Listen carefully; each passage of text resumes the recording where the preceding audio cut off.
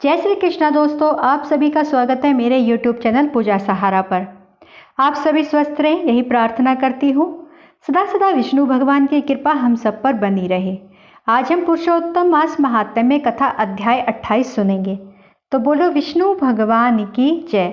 श्री नारायण बोले, चित्रगुप्त धर्मराज के वचनों को सुनकर अपने योद्धाओं से बोले, हे कदरिये, प्रथम बहुत समय तक अत्यंत लोभ से ग्रस्त हुआ, बाद में चोरी करना शुरू किया, इसलिए यह प्रथम प्रेत शरीर को प्राप्त कर इसके बाद वानर शरीर को जाए, तभी हम इसे नरक यातना देंगे।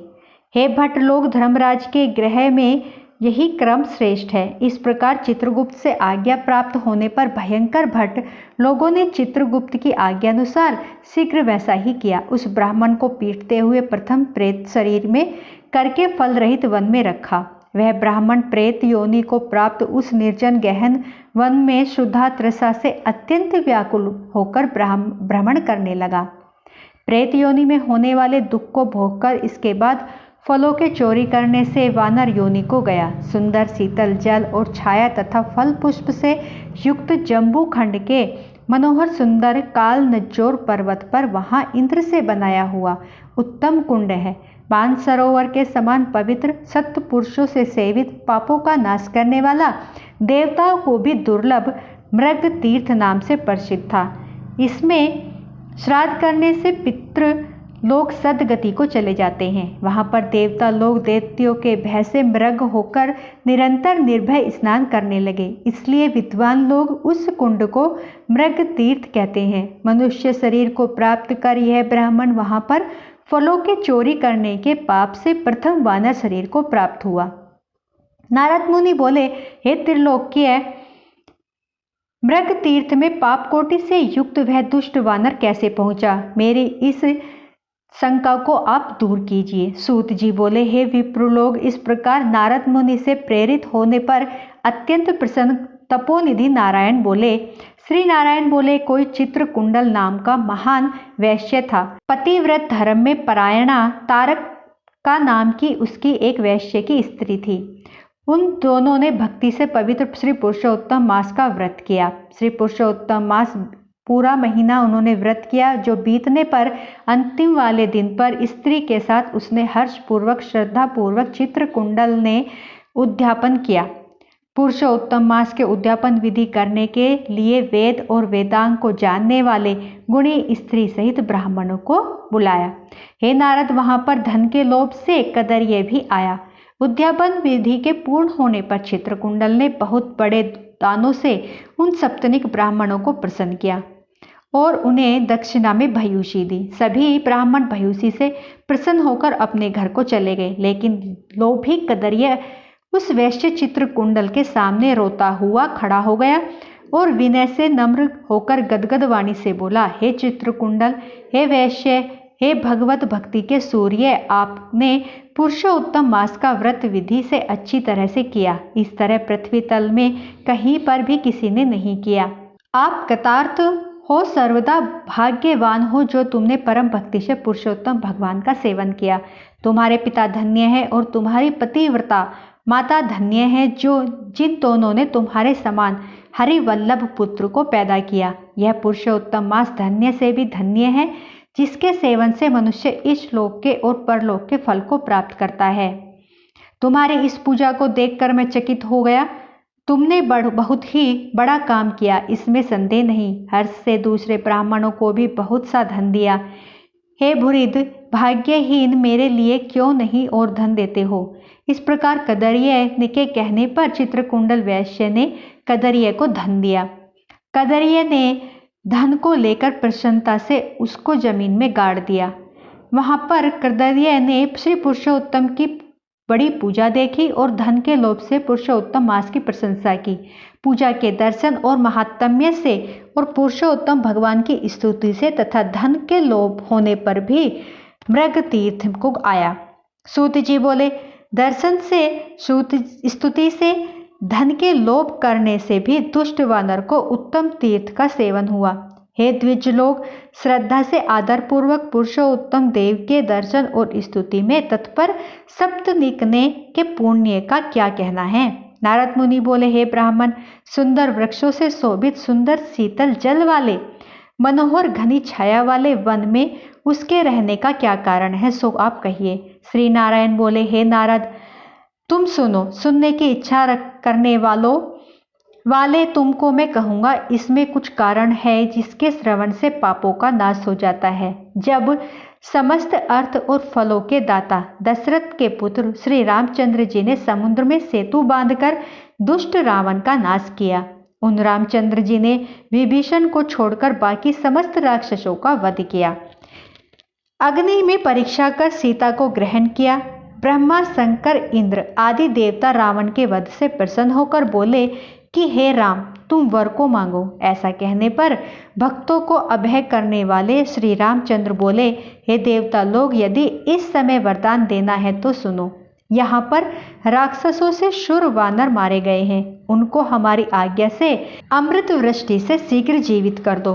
तथास्तु यह कहकर ब्रह्मा, शंकर, इंद्र आदि देवताओं ने अमृत की वृष्टि करके वानरों को जीवित कर दिया।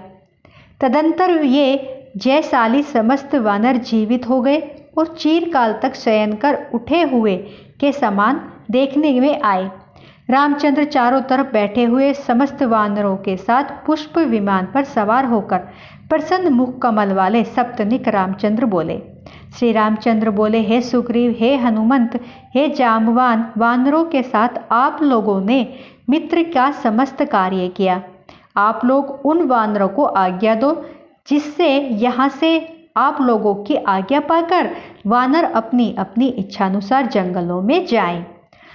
हमसे दीर्घजीवी वानर जहाँ वास करे वहाँ वृक्ष पुष्प फलों से युक्त हो जाए, नदी मीठे जल वाली हो, शीतल जल वाले सुंदर तालाब हो, इनको कोई भी मना नहीं करे। हमारी आशा से समस्त वानर जाएं। इसलिए रामचंद्र के प्रभाव से जहाँ वानर जाति है के लोग वास करते हैं, वहाँ वन में मीठे जल वाली नदी और सुंदर तालाब होते हैं, पुष्प पत्र से युक्त सुंदर फल वाले बहुत से वृक्ष, परंतु ऐद ना दिखने वाले पूर्व जन्म से सुख दुख जहाँ जहाँ प्राणी निवास करता है वहाँ वहाँ अवश्य जाते हैं, क्योंकि बिना भोगे कर्म का नाश नहीं होता, ऐसा वेदों में लिखा है। श्री नारायण बोले, फिर वहां पर यह लालची वानर पर्वत के समान बहुत बढ़ता हुआ भूख प्यास से युक्त पीड़ित वन में विचरण करने लगा। उसके मुख में पित्त के प्रकोप से पीड़ा उत्पन्न हुई, जो उसका जन्म का रोग था। जिस पीड़ा के मुख के घाव से दिन रात रुधिर बहता था, अत्यंत पीड़ा के कारण वह कुछ भोजन नहीं कर सकता था और वह वानर चंचलतावश वृक्षों में से उत्तम फलों को तोड़कर मुख के पास ले जाकर बहुत से फलों को जमीन में गिरा देता था। एक वृक्ष से दूसरे वृक्ष पर जाता हुआ मृत्यु को सुख देने वाला मानने लगा। किसी समय पृथ्वी पर गिर पड़ा और अत्यंत दुखित हो विलाप करने लगा। शरीर के टूट जाने पर जल विहीन मछली के समान तड़पता हुआ रोदन करने लगा। शिथिल शरीर वाला, गलिक मुख वाला और भूख प्यास से पीड़ित उसके समस्त दांत मुख रोग से पीड़ित होकर गिर गए। पूर्व जन्म के कृत पाप से इस तरह दुख को प्राप्त हुआ। इस तरह नित्य प्रति निराहार रहते हुए उस वानर को देव योग से श्री पुरुषोत्तम मास आया। उस पुरुषोत्तम मास में भी उसी प्रकार शीत वात आदि से पीड़ित रहा। किसी समय बहुल पक्ष के में गहन वन में विचरण करता हुआ प्यास से वानर कुंड के पास पहुंचने पर भी जलपान करने में समर्थ नहीं हुआ। भूख से युक्त में चपलता से वहां ऊंचे वृक्षों के ऊपर चढ़कर गया। एक वृक्ष से दूसरे वृक्ष पर जाते हुए उसके बीच में एक कुंड पड़ा। बहुत दिनों से निराहार, शिथिल इंद्रिय और जर्जर शरीर वाला, निर्बल शिथिल प्राण वाला कुंड के तट भाग में आया। इस प्रकार 10वीं तिथि से 4 दिन तक वानर को श्री पुरुषोत्तम मास में उस कुंड में लोटपोट करते हुए बीत गए। 5वें दिन आने पर मध्य काल में उस तीर्थ में जल से भीगा शरीर वाला वानर प्राण से रहित होकर गिर गया और उस देह को त्याग कर पापों से रहित होकर तत्काल दिव्य आभूषणों से भूषित दिव्य देह को प्राप्त किया।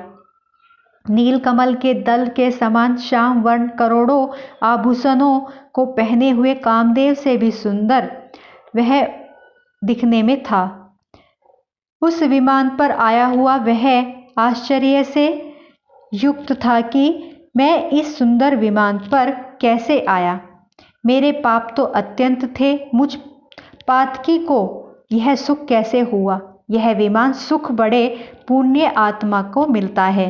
इसके बाद कोई देवगना उसके ऊपर चंद्रमा के समान श्वेत छत्र को धारण करती हुई कोई 2 अप्सराएं हर्ष से उसके ऊपर दोनों तरफ चामर को ढुला रही थी। कोई पान हाथ में लिए हुई थी, उसके सामने अप्सराएं नाच रही थी।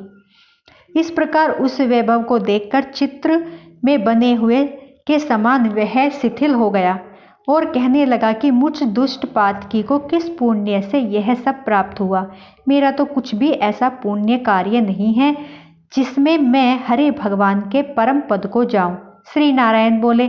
इस प्रकार तर्क करते हुए कदरिये ने सुख का बहुत बड़ा खजाना दिव्य विमान को सामने देखकर आश्चर्य से चकित हो गया।